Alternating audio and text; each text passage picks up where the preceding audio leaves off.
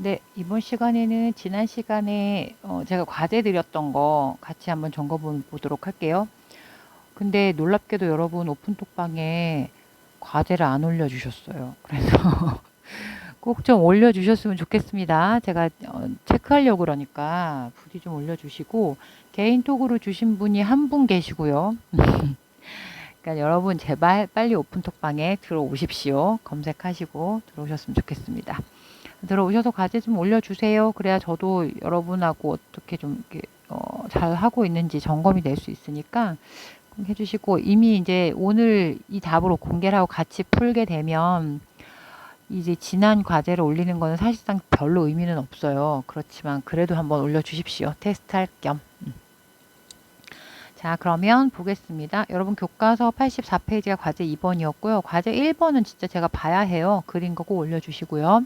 1번이 뭐였냐면 켈빈으로 스스로 한번 그려보는 거였잖아요. 그거 올려주시면 됩니다. 자, 과제 2번 여기 한번 같이 점검해 볼게요. 가는 TCA 회로였어요. 그쵸? 그리고 나는 켈빈 회로인데요. 요거 일어나는 장소 우리 꼭 기억할 것이라고 했었잖아요. 가는 뭐였냐면 미토콘드리아 기질에서 일어나요. 글씨가 이상하군요. 미토콘드리아 기질에서 일어나고요. 켈빈회로는 어디서 일어났냐면 엽록체의 스트로마에서 일어났죠.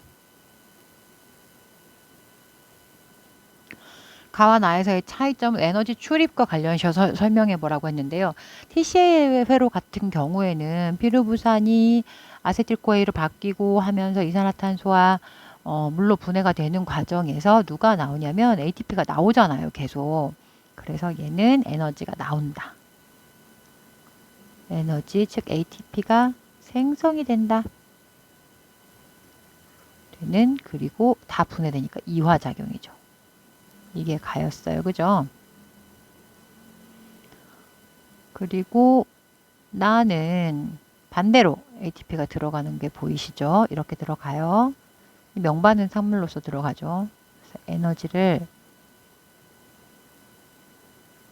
소모하는, 글씨 보이십니까? 동화작용이다. 이렇게 이야기할 수 있겠죠. 그러면 이 가와 나가 동시에 진행되는 상황을 예를 들어 설명해 보자 라고 얘기를 했는데요. 가는 결국은 호흡이고 나는 광합성인 거잖아요. 동시에 진행이 되려면 우리 같은 동물은 불가능하겠죠. 녹색 식물들이 가능한 얘기겠죠. 식물이 언제? 낮에 광합성과 호흡을 동시에 할 때.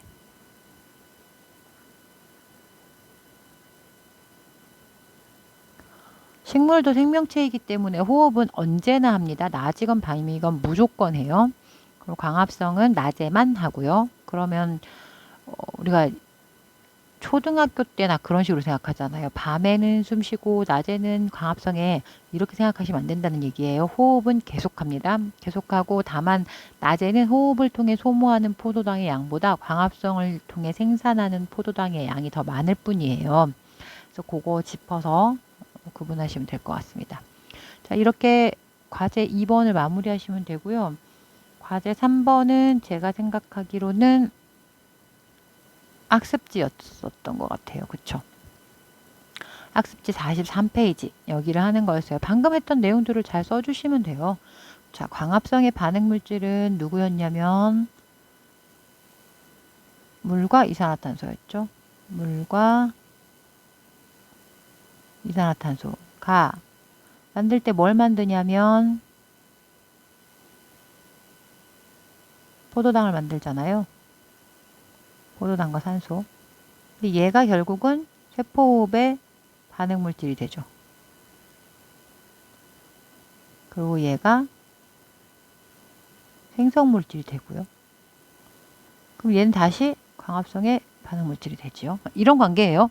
서로 주고받는 약간 역반응, 정반응 같은 그런 느낌이죠. 그렇게 정리해 주시면 되고요. TCA 회로와 켈빈 회로의 차이점은 어떻게 생각해 주시면 되냐면 에너지 출입 측면에서는 TCA에는 에너지를 생성한다. 그리고 에너지를 켈빈으로는 쓴다. 이렇게 써주시면 될 것 같고요.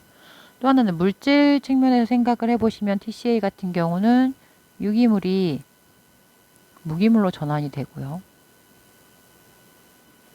켈빈에로에서는 무기물이 유기물로 전환되죠. 굉장히 중요합니다. 자, 그리고 광합성과 세포호흡에서 ATP가 생성되는 과정을 구분을 해보시면 광합성은 굉장히 심플하죠. 명반응 때 틸라코이드막에서 어떻게 일어나죠?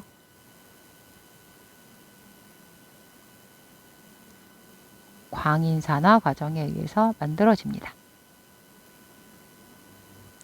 세포호흡은 그에 비해 여러 단계로 만들어지잖아요. 그래서 세포호흡은 일단 1차적으로 해당 과정에서도 ATP 생산하고요. TCA 회로에서도 ATP 생산하고요. 전자전달계에서 와장창 아주 많이 생산을 하죠. 이렇게 세 군데가 있다는 거 구분하실 수 있습니다. 전자전달계가 화학삼투적, 산화적 인산화라고 보시면 되고요. 이 앞에 해당 과정과 TCA 회로에서 일어나는 것은 기질 수준 인산화라고 구분을 할 수 있겠죠. 자, 여기는 기질 수준 인산화. 이거 용어 너무 어려워요 하시면 안 해오셔도 괜찮습니다. 그냥 생성되는 방식이 조금 다르다라는 거 정도만 해주시면 되고요. 아이고, 여기는 산화적 인산화 혹은 화학삼투적 인산화 이런 말을 씁니다. 그러면 그걸 가지고 이제 광합성하고 세포호흡하고 비교를 해볼게요. 광인산화와 산화적 인산화 요거 두 가지 비교를 해보시면 공통점은 일단 막을 경계로 형성된 수소이온 농도 기울기를 이용한 ATP 합성이다. 이런 측면에서 화학삼투라고 얘기를 할 수 있고요. 그 대신 광인산화는 에너지원이 뭐냐면 빛에너지였고요.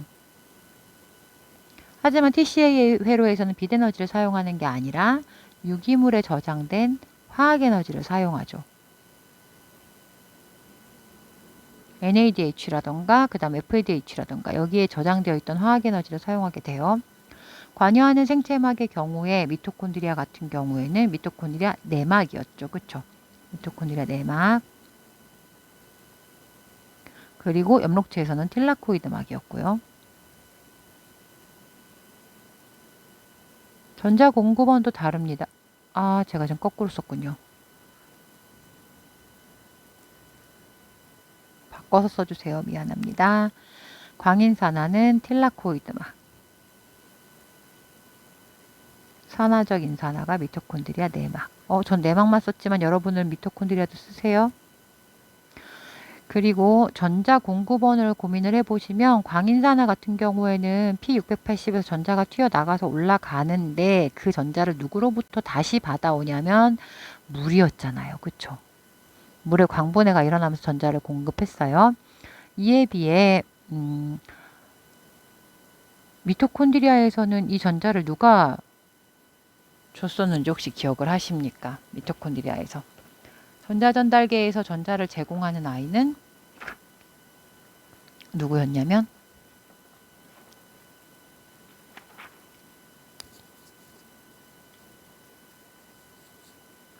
죄송합니다. 제가 지금 단 거보다 죄송해요.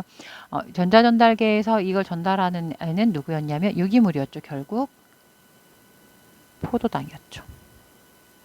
포도당이 제공한 전자였어요. 결국 궁극적으로는. 그쵸? 그렇게 생각하시면 되고요. 그 다음에 능동수송 방향을 한번 생각해 볼게요. 수소이온의 능동수송 방향이 광인산화의 경우에는 스트로마에서 틸라코이드로. 그쵸? 스트로마에서 틸라코이드 내부로 이렇게 계속해서 퍼 올렸죠. 그리고 산화적 인산화에서는 기질에서 막사이 공간으로 퍼 올렸죠.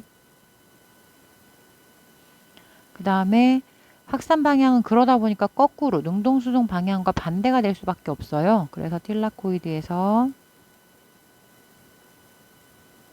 내부로부터 스트로마로 이동할 수밖에 없고요. 이러면서 ATP 합성 요소에서 ATP를 만들었죠. 그리고 반대로 여기 미토콘드리아에서는 막사이 공간에서 기질로 이렇게 확산을 하면서 ATP를 만들게 되는 거죠. 정리되시죠? 이렇게 구분할 수가 있습니다. 그러면 이렇게 해서 두 가지 내용을 좀 여러분들이 좀 비교해서 알아두시고요. 기본적인 어떤 막에 있는 전자전달 시스템을 통해서 ATP를 합성하는 시스템 똑같다. 그래서 화학삼투다. 이렇게 얘기를 하는데, 그런데 거기에 해당하는 에너지원이라던가 그다음 전자를 공급하는 시스템이라던가 이런 것들이 조금씩 다르게 나타난다는 거 해주시면 되고요. 그리고 이에 비해 TCA와 켈빈 회로 같은 경우는 완전히 정반대 개념이라는 거 같이 잡아주시면 비교할 수 있을 것 같습니다. 그래서 저는 2차 지필평가 때는 호흡이 지나갔음에도 불구하고 이렇게 비교하는 포인트로는 물어볼 거거든요. 그러니까 TCA 회로를 아주 디테일하게 물어보는 게 아니라 켈빈 회로를 물어보면서 비교하는 거.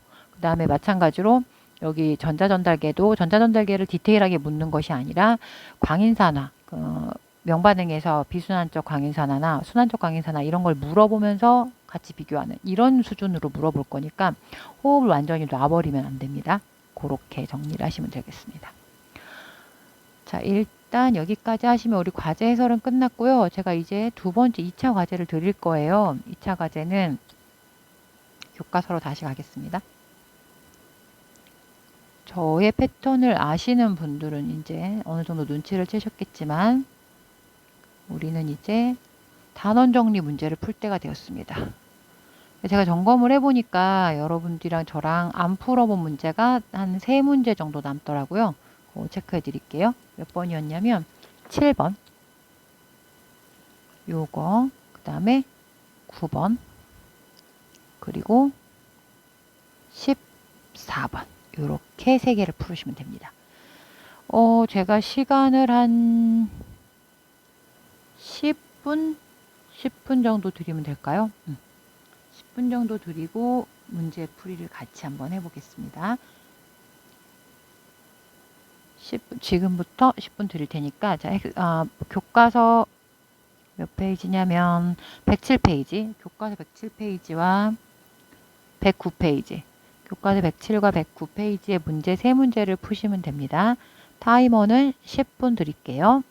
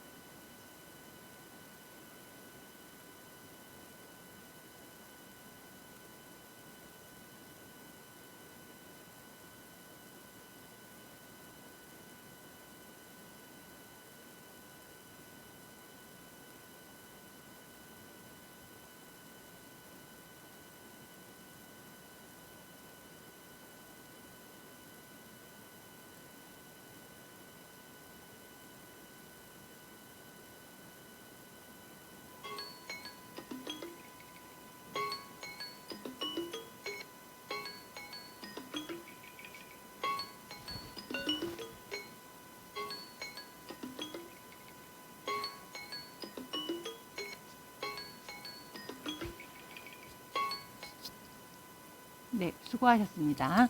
그러면 세 문제 정도니까 금방 다 푸셨죠? 같이 한번 풀어볼게요. 7번 문제 보겠습니다. 그림 가는 엽록체의 구조를 나는 켈빈회로의 일부를 나타낸 것이다. A와 B는 각각 스트로마 틸라코이드 내부 중 하나이다. 이렇게 말했어요. 그림만 보셔도 알 수 있죠. A가 틸라코이드 내부인 거 금방 파악하셔야 돼요. 그리고 B가 스트로마겠죠. 그리고 나는 켈빈회로의 일부라고 이야기를 했는데 뭐 어쨌든 3PG에서 PGAL 들어갈 적에 반드시 필요한 게 ATP와 NADPH인 거 딱 아시겠죠?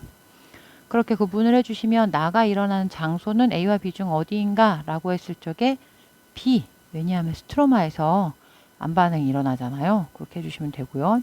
기억에서 소모되는 명반응 산물, 지금 말씀드린 ATP와 NADPH가 되겠죠. 그렇다면 나가 진행되는 과정에서 빛을 차단하면 명반응이 안 일어난다는 얘기잖아요. 그러면 공급되는 ATP와 NADPH가 없다라는 이야기니까 일시적으로 무슨 일이 벌어지냐면 이 과정이 일어날 수 없잖아요. 기억이 안 일어나죠. 그러면 3PG가 PGAL로 넘어갈 수가 없다는 얘기예요. 그러면 3PG는 어떻게 되겠어요? 농도가 증가하겠죠. 그에 비해 PGAL이 공급이 안 된다면 당연히 RUBP로 넘어가는 건 불가능해질 거예요. 하지만 RUBP가 3PG로 넘어가는 단계는 존재를 하겠죠. 그래서 RUBP는 계속적으로 감소를 할 거예요. 물론 이거는 빛을 차단했을 적에 일어나는 반응인 거고요. 어느 정도 일시적으로 이렇게 나타나겠죠. 이렇게 이게 이제 장기화되면 아예 다 멈춰버리니까 의미가 없어지고요. 일시적으로 증가하고 감소한다 이렇게 써주시면 되고요. 9번 보겠습니다. 식물세포에서 일어나는 물질들을 나타내는데요. 가나다라는 각각 산화적 인산화 명반응 켈빈회로 TCA 회로 중에 하나이다 라고 이야기를 했어요. 그러면 가가 뭔지 한번 볼게요. 빛에너지를 통해서 NADPH와 ATP를 만들고 있어요. 그럼 여기는 명반응이란 뜻이고요. 나는 NADP와 ATP를 이용해서 포도당을 만들고 있어요. 그러면 얘는 안반응, 즉 켈빈회로란 뜻이죠. 그리고 다는 피루부산이 이산화탄소와 물로 변하면서 FADH2와 NADH를 나오고 있어요. 이거 뭐예요? TCA 회로죠. 그리고 이 NADH와 FADH2가 물과 이산화탄소로 분해가 되고 있잖아요. 완전히 다 분해가 되고 있죠. 물이 전자를 받고 있죠. 최종적으로 전자전달기니까 다른 말로 얘기하면 산화적 인산화라고 얘기할 수 있겠죠. 여기에 지금 문제에서 산화적 인산화라고 말했으니까 이걸로 표현해 주는 게 더 맞겠네요. 자, 그럼 나와 나의 명칭, 나는 켈빈회로 쓰시면 되고요. 다는 TCA 회로 이렇게 쓰시면 되겠죠. 가와 라의 공통점을 설명해 봐라 이렇게 얘기를 했어요. 가와 라의 공통점이 뭐였죠? 네, 화학삼투설이었죠. 그러니까 전자가 가진 전자의 에너지로 뭘 한다고요? 수소이온 농도기율을 만들어서 수소이온 농도기울기를 만들어서 그렇게 해서 ATP를 만든다. 이게 가장 큰 공통점이었죠. 이렇게 써주시면 되겠죠. 자, 이렇게 찾아내시면 되겠습니다. 마지막 14번까지 하고 제가 이번 시간 마무리할게요. 14번 보시면 광합성은 명반응과 안반응으로 구분된다. 명반응에서 빛을 어쩌고 저쩌고 이렇게 얘기를 했어요. 여기는 이제 우리 다 아는 내용이니까 넘어갈게요. 인공광합성에서 빛에너지를 흡수하는 것은 엽록소가 아니라 황화카드뮴과 같은 광촉매를 사용한다는 거예요. 광촉매가 빛을 흡수하면 전자를 방출하고 방출된 고에너지 전자는 산화 타이타늄으로 전달되어 NADP 플러스를 NADPH로 환원한다. 명반응이랑 똑같네요. NADPH는 여러 가지 효소 반응과 연결되어 고부가 가치의 화학물질 합성하는데 이용된다. 인공광합성의 목적은 그러니까 포도당 합성이 아닌 거예요. 그죠? 여러 가지 화학물질 합성에 이용하는데 이거를 빛을 이용해서 하겠다라는 이야기예요. 인공광합성을 엄청 디테일하게 알 필요는 없고요. 가장 기본적인 패턴이 전자 들뜨기에서 간다. 요거에 집중을 하시면 되겠습니다. 그러면 인공광합성에서 자연광합성을 모방한 게 뭡니까? 모방한 건 결국은 빛에너지에 의해서 전자를 이동하게 한 거. 고에너지 전자 방출을 유발한 거. 요게 글씨 제대로 잘 쓸게요. 그걸로 이제 NADP의 환원이 일어나는 거. 아이고.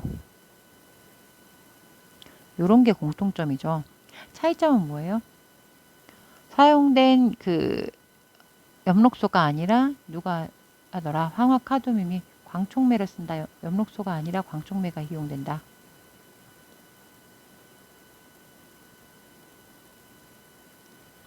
요게 차이점이 되겠죠. 그러면 인공광합성을 통해 화학물질을 합성하려면 기억 과정을 어떻게 이용해야 되는지 설명해 보자라고 했는데 이거 별거 아니죠. 그죠? 기억을 활용을 하려면 어떻게 해줘야 되냐면 내가 원하는 화학물질로 바꿀 수 있는 그런 요소를 집어넣어 주면 되는 거죠. 그러니까 원하는 화학물질에 필요한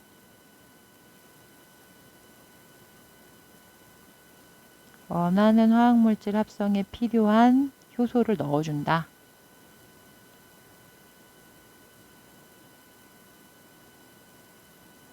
그러면 내가 원하는 화학물질을 만들 수 있겠죠. 그러니까 이 원하는 화학물질이라고 하는 게 뭐냐면 결국 NADPH를 가지고 만들 수 있는 화학물질이란 뜻이에요. 그래서 그거를 이제 활용해서 만들 수 있는 화학물질 이런 정도로 생각해 주시면 되겠죠. 그렇게 정리하시면 될 것 같고요. 아, 하나 더 있네요. 미안해요.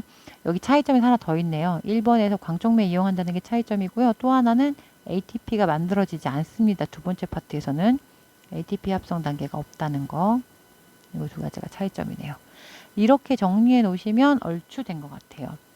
14번까지 하시면 우리는 드디어 광합성까지 모두 끝났습니다. 여러분 굉장히 생명과학2에서 어려운 파트를 끝내신 거예요. 애쓰셨고요. 다음 단어는 유전자 파트인데요. 제가 지금 저번 시간에 말씀드렸다시피 여러분과 다른 학급이 실수 차이가 굉장히 많이 나거든요. 그래서 오늘은 제가 여기까지만 진도를 나가고요. 다음 차시 1시간은요. 자습을 드릴게요. 자습을 드릴 테니까 광합성 내용을 좀 정리하시고 특히나 켈빈 헤로 내용, 명반응 내용 어렵습니다. 정리를 좀 하셨으면 좋겠어요. 정리하시고 1시간 자습을 하시고요. 금요일 날 수업 시간에 유전자 처음으로 들어가도록 할게요. 엄청 수고하셨고요. 지금까지 한 내용들 꼼꼼하게 정리하시고 개념 다 파악을 하시고 다 외우십시오. 그리고 부탁하는 거는 과제했던 거 꼭 찍어서 오픈톡방에 올려주시기 바랍니다. 수고하셨습니다.